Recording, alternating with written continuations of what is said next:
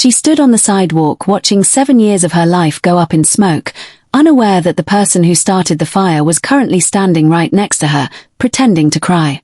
Evelyn Carter was 29 years old when she lost everything. It started with a frantic call from her neighbor while she was at work. By the time she reached her street, the black smoke was visible from 3 blocks away. She stood there, clutching her work bag, watching the fire crew smash through her 3rd-story window.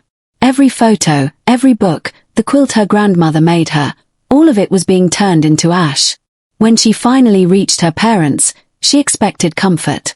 She expected her mother, Patricia, to open her arms. Instead, her stepfather Richard's voice was cold over the phone. "Not our problem, Evelyn. You should have been more careful with your candles." Evelyn didn't even own candles. The fire investigators ruled it an electrical accident at first, a faulty outlet behind her dresser. Evelyn was devastated, but she figured her renter's insurance would at least help her start over. But when she called the agency, the clerk went silent on the other end of the line.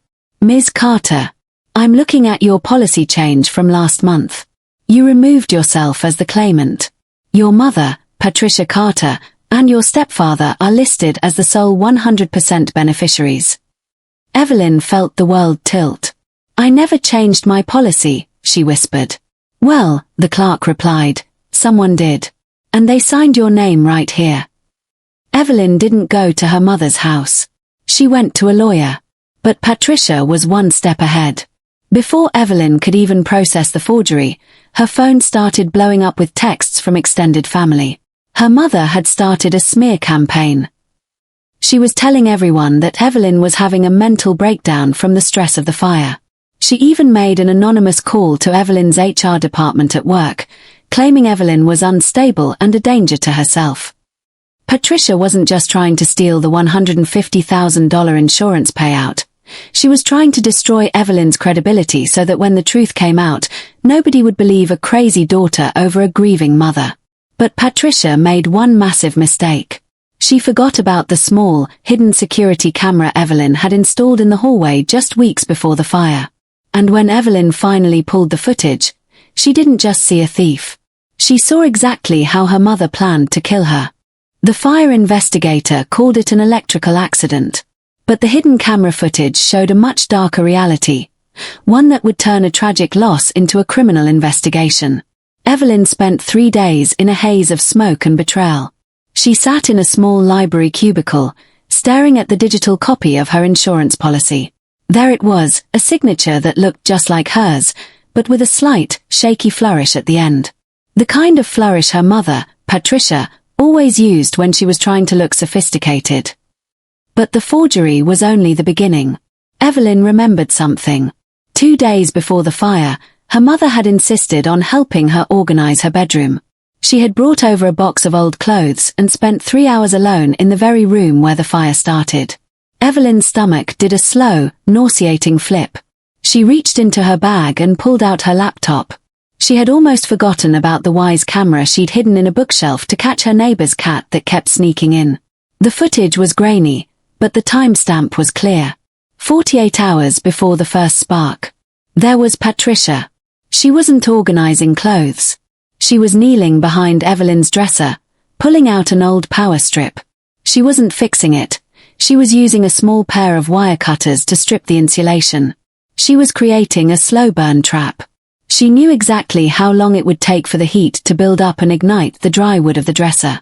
Evelyn watched, breathless, as her own mother stood up, smoothed her hair in the mirror, and blew a kiss to the empty room before walking out.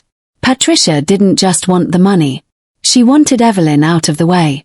If Evelyn had been napping or had gotten home early, she would have been trapped in that 3rd-story unit with no escape. Evelyn didn't call her mother. She didn't scream.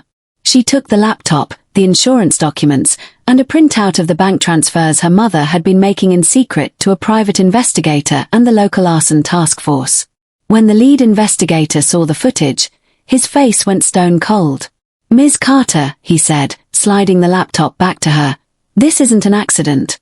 This is attempted murder and first-degree arson." But Patricia wasn't done playing. While the police were building their case, she was already at the bank, trying to withdraw the first $50,000 of the insurance payout. Money she claimed was for Evelyn's recovery fund. The trap was set. But this time, it wasn't for Evelyn. The police told Evelyn to do the one thing she never thought she'd have to do again: invite her mother to lunch. It was time for the final confrontation. And when Patricia walked into that restaurant, she had no idea the crazy daughter she had been lying about was wearing a wire. She sat across from her mother at a quiet cafe, wearing a hidden wire, while her mother bragged about the $150,000 gift she was about to receive. Patricia looked radiant. She was wearing a new silk scarf, likely bought with the first emergency check she'd squeezed out of the insurance company. She leaned in, her voice a theatrical whisper. "Evelyn, darling, I've already set up your new apartment. It's a small studio across town. Very safe. No more electrical issues, I promise." Evelyn gripped her water glass until her knuckles turned white. "Mom," she said, her voice trembling but clear, "the insurance investigator called me. He said they found something behind the dresser. Wire cutters. And a stripped power cord."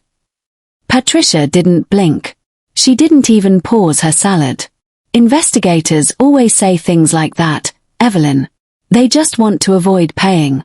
You're being paranoid again. This is exactly what I told the family. The trauma has made you see ghosts everywhere." "I saw the footage, Mom." Patricia's fork stopped halfway to her mouth. Her eyes darted around the restaurant, her practiced grieving mother mask finally starting to crack. "What footage?" she hissed. "The Wise camera.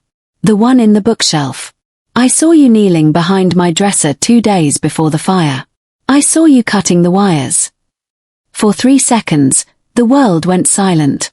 Then, Patricia's face shifted. The sweetness vanished, replaced by a cold, sharp-edged fury Evelyn had seen only once before. "You little brat," Patricia whispered, leaning across the table. "You were always ungrateful.